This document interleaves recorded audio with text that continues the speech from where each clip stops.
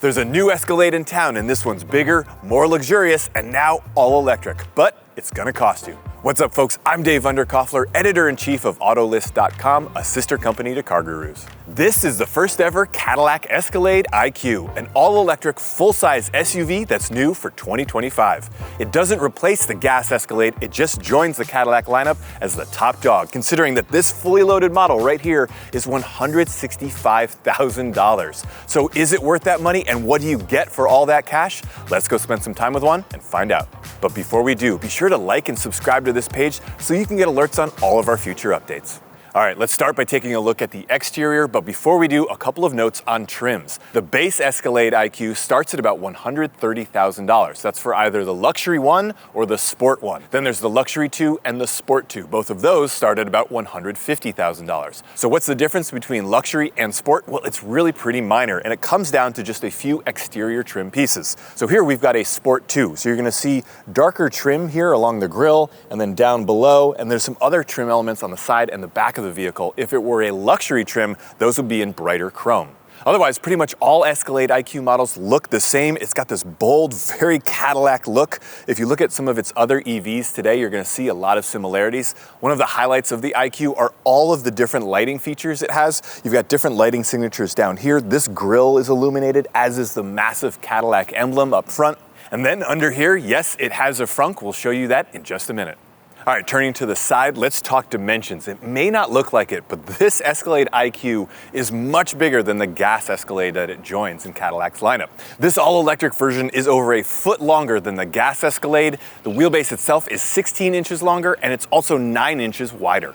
Meanwhile, the height is about the same. But despite this IQ's massive size, I actually have to say Cadillac did a really nice job in designing it to look smaller. So as it sits, it looks like this would be smaller than the gas Escalade, but as the numbers bear out, that's just not the case.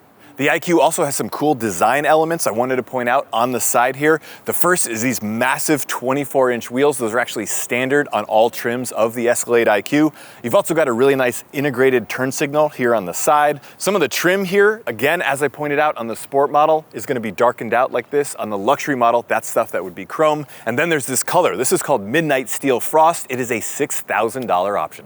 Finally, at the rear, you've got the same bold styling that's becoming a hallmark of Cadillac's all-electric vehicles. Got the Escalade IQ badging here. Over here, you've got 1000 E4. So what does that mean? The 1000 actually refers to the 1000 Newton meters of torque that this Escalade makes. The E means electric, obviously, and the 4 means this has all-wheel drive. All right, so how do you make a vehicle this big get up and go? Well, first you gotta charge it. Charging port is right here.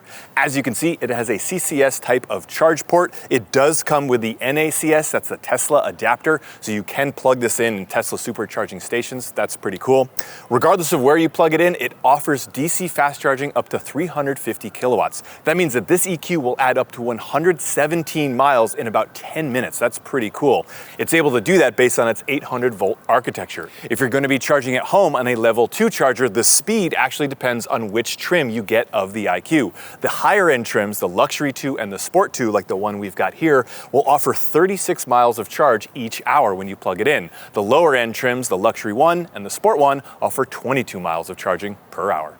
So what does all that charging get you? Well, pretty phenomenal power. In its base setting, this IQ offers 615 horsepower and 680 pound-feet of torque. If that's not enough, there is a Velocity Max mode, which you can activate at the push of a button on the steering wheel. That gives you 750 horsepower and 785 pound-feet of torque.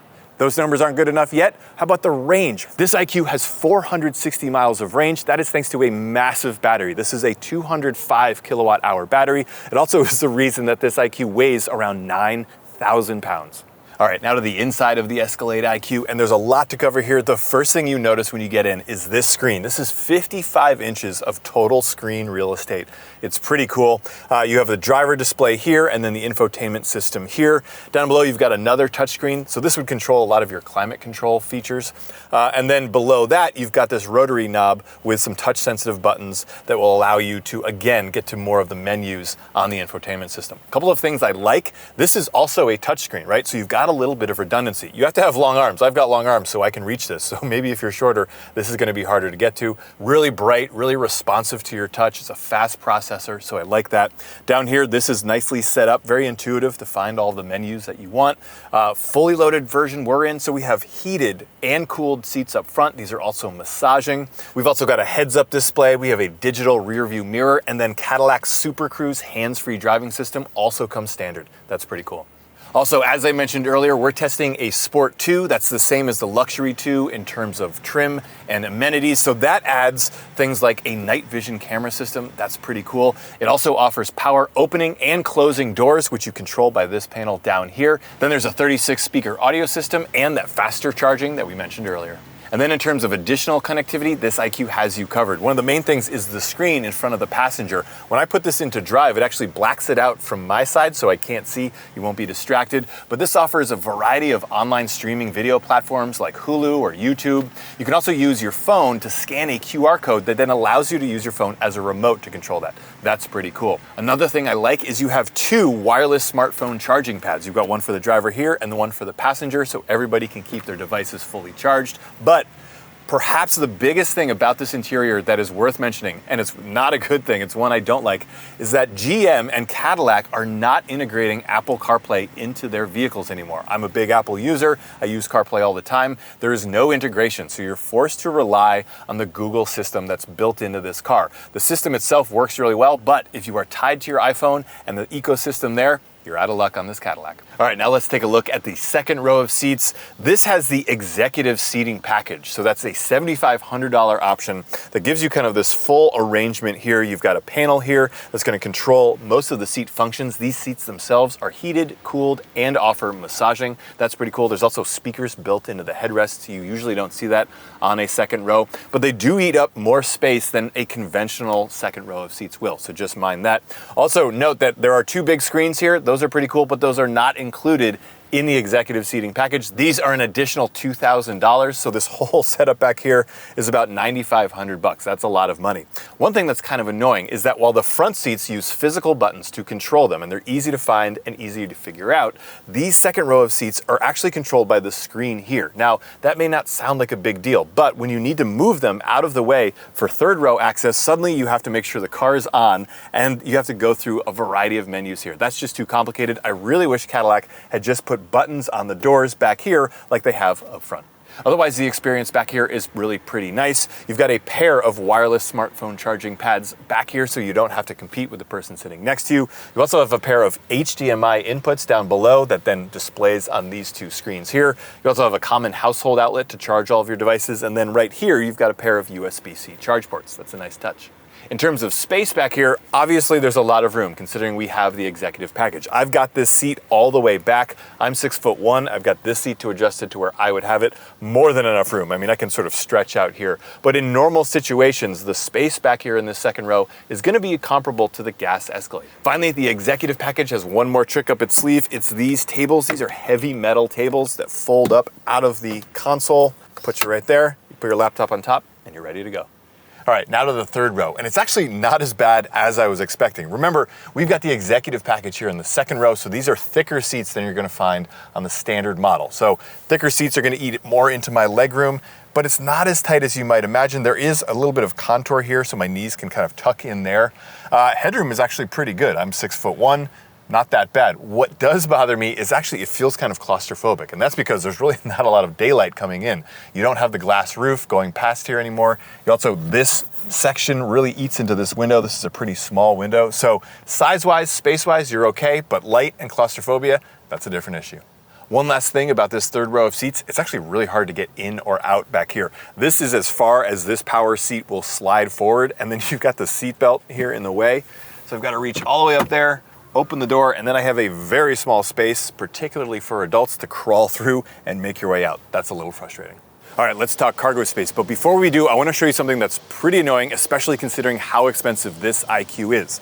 Right now, the third row of seats is folded. If I push this button and try to fold them up, I can't because they run into the back of the second row of seats. That shouldn't happen. Many other premium three-row SUVs, that second row of seats will automatically slide out of the way as the third row is folding up. Not so here. That's pretty frustrating considering this is a $165,000 Cadillac. That shouldn't be the case. But with that third row of seats folded, you have about 69 cubic feet of space back here. If you fold that third row up, you have just under 24 cubic feet of space. For comparison, both of those numbers are a little smaller than the gas Escalade. A couple of other things to note back here, you do have a little more storage space underneath, particularly for the charge cables, and over here you've got a household outlet. And if that's not enough space out back, as I mentioned, this IQ does have a frunk. It's 12.2 cubic feet of space. Now, it's not particularly tall, but it does go pretty far back into the vehicle. So in case you can't reach that, Cadillac's got this really cool system built in. This slides out, you can load everything you want, slide it back in. That's a nice setup. And as a bonus, there is a 120 volt outlet also in the frunk. The downside is, like most things on this Escalade IQ, this setup isn't free. It's a $1,000 option offered by your dealer. All right, next up, driving impressions. And as you might imagine, in a vehicle that is 165 grand with 685 horsepower, it's kind of nice to drive this Escalade. Tons of power. Remember, this is so heavy, 9,000 pounds. That's thousands of pounds more than a full-size pickup truck, and that's a lot of that is batteries. So you might think that with all that weight, you're always gonna feel it. You're always gonna feel like you're driving this heavy, ponderous vehicle. But because there's so much power, and because it's so easily and readily available, this doesn't necessarily feel that heavy. The only time you really notice it is when you go to slow down or speed up, maybe from a stop at a stoplight. The body does seem to rock back and forth a little bit, but generally the suspension does a really good job of managing this vehicle no matter what situation you have it in. There are different drive modes. There's sort of a standard mode. There's a My mode where you can custom set different parameters. There's also the Sport mode, and then there's the VMAX mode that we were talking about earlier that just sort of gives you full amounts of power for short periods of acceleration. But no matter which one you choose, it's a comfortable ride. This is an air suspension, really nicely tuned for the vehicle. So yeah, overall, the driving and the riding experience in this Escalade IQ definitely lives up to the price tag. Now, all that being said, there is one thing about this vehicle that drives me absolutely nuts, and that's the side view mirrors. Now, that may not sound like a big deal, but they are not convex, which is the setup most cars have today. That has a little bit of a curve to it, allows you to see more out using that mirror. These have what I assume are just flat mirrors. And the problem is this is a really big vehicle with really big blind spots, and to have those flat mirrors really cuts off that much more visibility. So it adds up to kind of an unnerving driving experience. There are really big blind spots when you're on the freeway that even though there are cameras all around this vehicle and those cameras turn on when you put on your blinker, it still doesn't give you an accurate sense of what's in your blind spot. So that's been frustrating. There have been a few times where I've gone to change lanes and there's actually been a car there. So it just takes a little getting used to. I don't love that. I really wish Cadillac had made it easier. It feels like a big vehicle when you're driving it around. Another thing I really like about this IQ is how it pairs really impressive range, 460 miles of range, but then with a lot of comfort. It's very quiet in here. There's no wind noise, there's no road noise. So that means you can get on the road, do a really long road trip with all that range and have a very comfortable, pleasing experience while you're doing it. That's a great combination, really adds to the usability of this IQ. Now, in terms of competition, there's actually not a lot that stacks up against this IQ in terms of a three-row luxury SUV that's all electric and has the same price tag. There's the Range Rover, which comes in a plug-in hybrid version. There will be a fully electric version coming soon. Then there's also the Lucid Gravity. But other than those two, there's really not a direct competitor that gives this Cadillac a lot of space to operate all by itself. All right, folks, there you have it. Our review of the first ever 2025 Cadillac Escalade IQ. Pros, well, we love the range. 460 miles is tons of range. It should put anyone's anxiety at ease. We also love just how luxurious this IQ is. It definitely gives the Range Rovers of the world a run for their money. And finally, it's got all of the EV charging tech that you would hope for in 2025. Cons? Well, it's expensive. $165,000 as you see it here just feels a little too steep. And it's heavy. 9,000 pounds can make this feel a little wallowing in some driving situations. And finally, some of the tech and some of the features are just too complicated to use. I wish Cadillac had taken a simpler road. But overall, we really do like this Escalade IQ. We think it is a forward-looking luxury SUV that really impresses. Although, if you are interested in buying one, we recommend the base models, the $130,000 versions of either the luxury one or the sport one. That gives you everything that makes this vehicle great without any of the extra add-ons. So for reviews or listings of this IQ or anything else you're shopping for, new or used, be sure to check out CarGurus.com. But before you do, be sure to like and subscribe to this channel so you can get alerts on all of our future updates. And CarGurus now has a podcast called The Driveway, featuring myself and some of our top car buying experts. Be sure to check it out wherever you download your other favorite podcasts. We'll see you out there.